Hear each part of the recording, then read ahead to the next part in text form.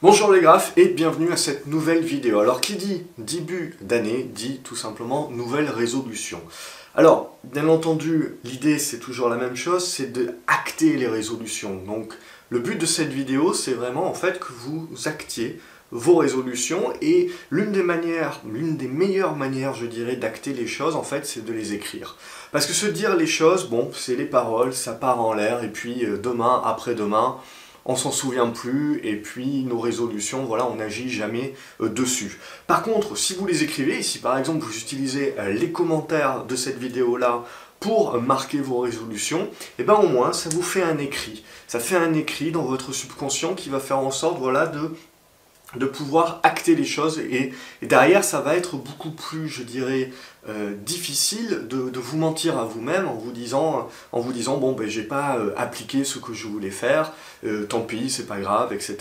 Donc là vraiment c'est pour acter les choses, que donc peu importe, chacun peut faire son bilan, et d'ailleurs je ferai mon bilan dans une autre vidéo, bilan de 2019, et même si ça a été une bonne année, même si en effet il y a eu les capacités cette année de faire une très bonne année, d'avoir une très bonne performance, il y a toujours quelque chose à retenir. Il ne faut pas se focaliser sur ses faiblesses, hein, il faut toujours aller chercher à justement faire plus de ce qui marche et moins de ce qui ne marche pas, mais il ne faut pas non plus se focaliser seulement sur ses faiblesses. Ce que je dirais, c'est se focaliser surtout sur ses forces, et donc se focaliser à faire plus de ce qui marche pour vous et moins de ce qui ne marche pas. C'est clairement, s'il y a une résolution pour moi, s'il y a un conseil, c'est celui-là. Après, on est tous différents, et donc il y a certaines choses qui vont marcher pour des personnes, un petit peu moins bien pour d'autres, et donc c'est à chacun d'adapter les choses, parce que avant tout, hein, la meilleure stratégie, c'est vous, donc c'est aller en chacun de nous-mêmes. Donc derrière, ce que je voulais dire, c'est pas une résolution, mais je dirais il y a un risque en règle générale quand on fait des années exceptionnelles comme ça. Si jamais c'est votre cas, alors après c'est toujours pareil, fiscalement parlant, l'idée c'est de se dire, si vous êtes en PEA ou en assurance vie, bon ça n'a pas vraiment d'impact puisque l'argent qui est à l'intérieur de ce plan-là, vous ne pouvez pas le retirer à moins de clôturer votre plan, et ça ne fait pas forcément sens suivant l'ancienneté de votre plan justement, et puis votre âge, vos objectifs, votre capital. Mais le but, voilà, c'est toujours la même chose. Moi j'ai passé des années justement à réinvestir la grande majorité de mes gains et à payer mes impôts, puisque après si on commence à avoir des gros comptes, hein, le PEA n'évolue pas aussi fortement que ça, et donc on passe sur des comptes titres.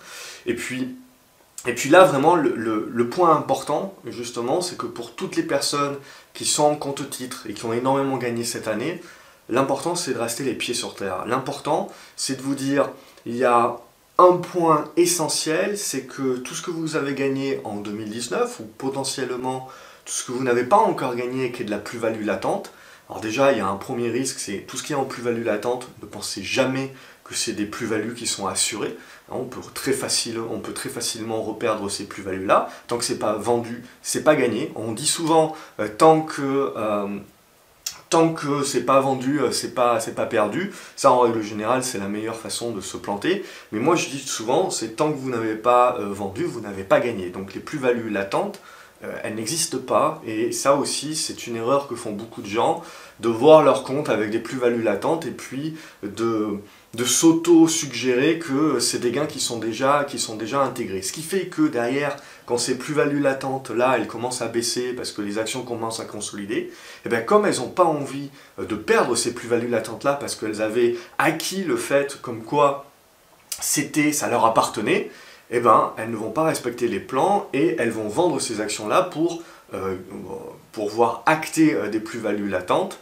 Et puis très souvent, bien entendu, on vend trop tôt de cette manière-là. Et ça, c'est également une autre des résolutions, à mon avis, qui est super importante, c'est justement de ne pas intégrer les plus-values latentes et donc les euros que l'on voit sur son compte. D'ailleurs, si votre broker vous donne l'opportunité, je vous recommande toujours en fait d'enlever la valorisation en euros des gains ou des pertes d'ailleurs, parce que ça a tendance à vous bloquer. Et donc dès qu'on voit des gros chiffres, on a envie de sécuriser, et donc on vend trop tôt, bien entendu, des belles configurations moins de risques.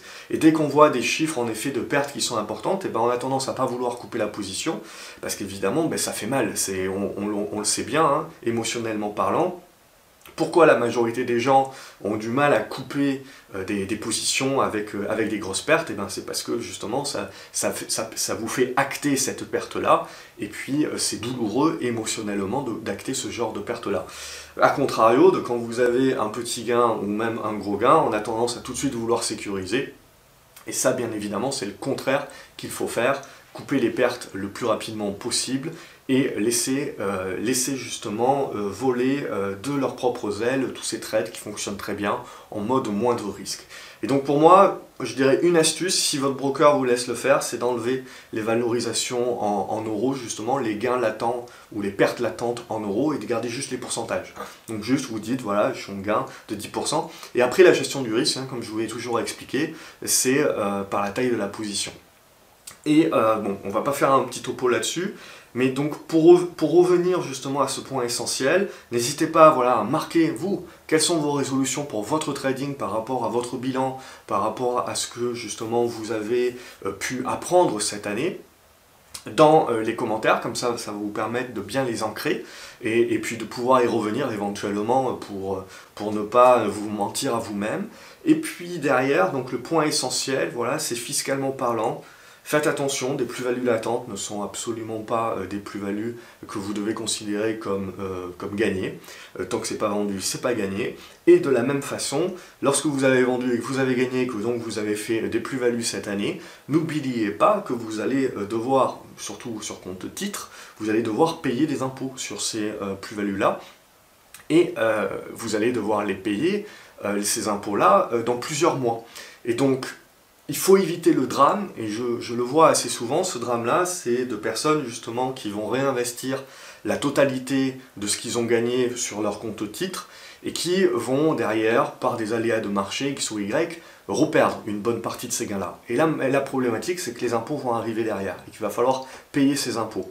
Donc après, chaque situation est différente. Moi, à titre personnel, j'ai toujours réinvesti la totalité de mes gains, ou la presque totalité de mes gains, mais l'idée toujours c'était que j'avais des revenus annexes qui me permettaient de pouvoir, voilà, je fais mes calculs, il faut faire ces calculs en amont, et qui pouvaient me permettre voilà, de pouvoir bloquer une somme d'argent qui me permettait de payer les impôts. Et donc le but évidemment, c'est pas de se mettre en situation de défaut, et si jamais on a une tuile qui nous arrive, voilà, c'est toujours d'être en capacité de ce qu'on a en bourse, d'avoir la capacité de le perdre, sans pour autant que ça nous impacte négativement dans notre vie de tous les jours. Donc on dit toujours investir l'argent que l'on peut perdre, mais voilà, très souvent quand on est dans des marchés comme ça, et on a des personnes, la cupidité, l'euphorie qui fait qu'on a envie à ce moment-là d'investir plus, puisqu'on a l'impression que tout explose à la hausse et que donc on loupe des opportunités incroyables.